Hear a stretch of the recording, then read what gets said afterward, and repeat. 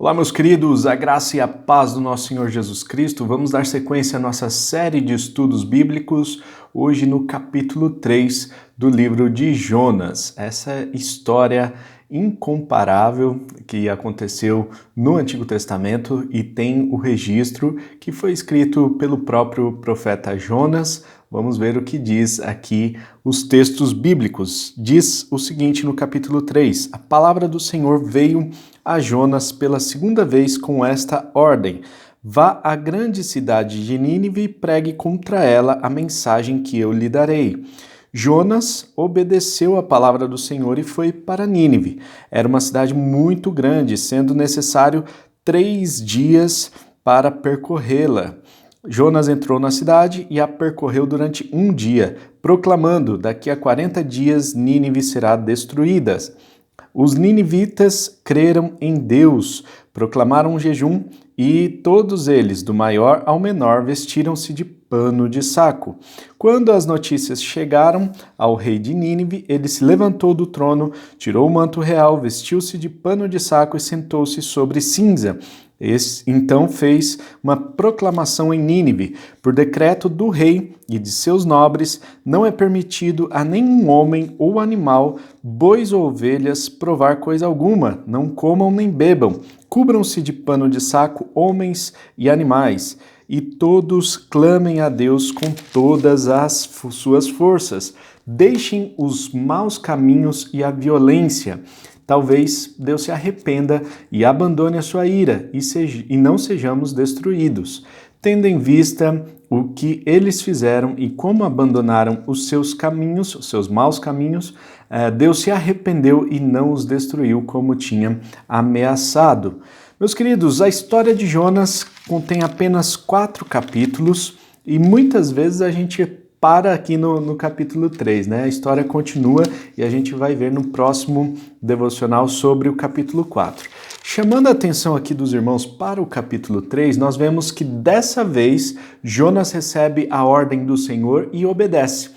Na primeira vez ele desobedece, ele tenta fugir da presença de Deus, indo num sentido completamente contrário àquele que o Senhor havia ordenado a que ele fosse. No entanto, agora nós vemos a obediência do profeta, ainda que ele não estava com seu coração alegre. Nós percebemos isso porque a cidade era muito grande e a cidade deveria ser percorrida em 3 dias.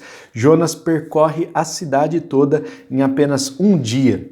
Apenas 1 dia, ou seja, ele fez a coisa correndo. Ele fez assim, ele foi andando pelas ruas e ele não falou de Deus. Olha só que interessante, a mensagem era para ser dada pelo próprio Deus. E a mensagem era que a cidade seria destruída. No hebraico original são apenas 5 palavras, né? Então 40 dias Nínive será destruída, né? 40 dias Nínive será destruída. 5 palavras apenas, não fala nada sobre Deus, no entanto as pessoas se arrependem. Olha que coisa mais linda que nós podemos ver aqui, a ação de Deus atuando na vida dos ninivitas, atuando na mensagem do profeta, ainda que ele estivesse fazendo com má vontade, ainda que ele estivesse ali com seu coração perturbado com tudo o que estava acontecendo. Deus tem compromisso com a sua palavra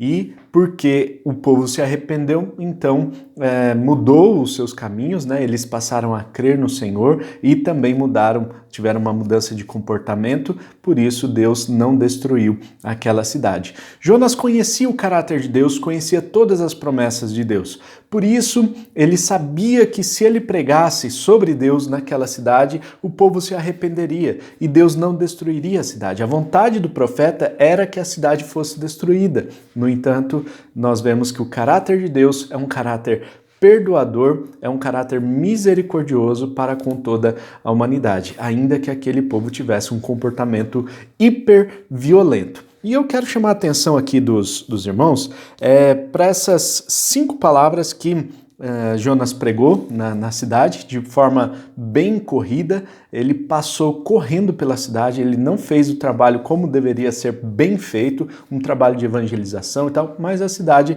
foi transformada. E nós temos aqui o povo se vestindo de pano de saco, né? Então era um costume daquela época, não apenas entre os judeus, mas todo o povo tinha esse costume. Parece até um pouco esquisito, né? Mas simbolizava a humilhação. Então as pessoas tiravam as suas túnicas, as suas roupas, as melhores roupas. Então aqui diz que até o rei tirou as suas vestes reais e elas se vestiam de roupas maltrapilhas, roupas mais simples, né? Colocavam cinzas sobre a cabeça e tudo isso era um sinal de humilhação, né? E é difícil explicar algo que é cultural, né? Então era a cultura daquela época, de vários povos ali daquela região, e isso simbolizava uma espécie de humilhação. Por isso eles estavam se humilhando diante de Deus, eles estavam querendo mostrar que realmente estavam arrependidos de tudo o que estavam fazendo. O versículo 8 nos diz que eles eram muito violentos. Deixem os seus maus caminhos e a violência. Esse era o decreto, né, que o rei instituiu naquela região, o rei e seus nobres. Deixem os seus maus caminhos e a violência. Talvez Deus se arrependa e abandone a sua ira e não sejamos destruídos. Percebam que as pessoas também conheciam o caráter de Deus. Vejamos aqui que Deus era um nome conhecido naquela época, era uma pessoa conhecida de todas as pessoas, mas colocar em prática é um grande desafio, né? Porque nós vejamos aqui dois elementos do arrependimento genuíno, né? Então, primeiro é crer, né? Nós vemos aqui que eles creram no versículo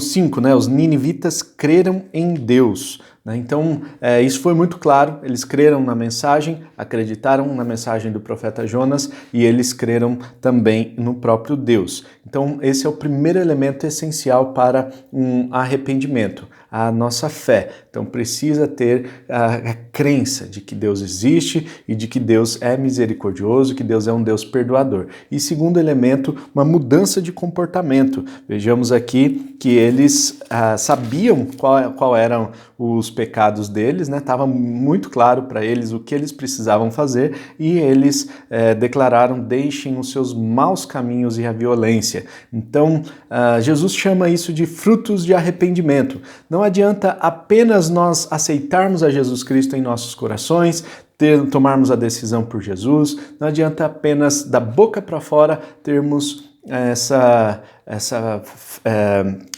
pronunciar a nossa fé, mas nós precisamos também mudar o nosso comportamento. Essa é uma atitude genuína do verdadeiro arrependimento. E no versículo 10 nós vemos Deus cumprindo a sua promessa que já tinha sido dada por outros profetas anteriormente, e aqui é confirmada. O povo se arrepende, o povo crê em Deus, o povo tem uma mudança de comportamento e por isso eles recebem a graça de Deus. Deus se arrependeu e não os destruiu como os tinha ameaçado. Aí vem aquela história. Então Deus muda, porque aqui o texto diz que Deus se arrependeu.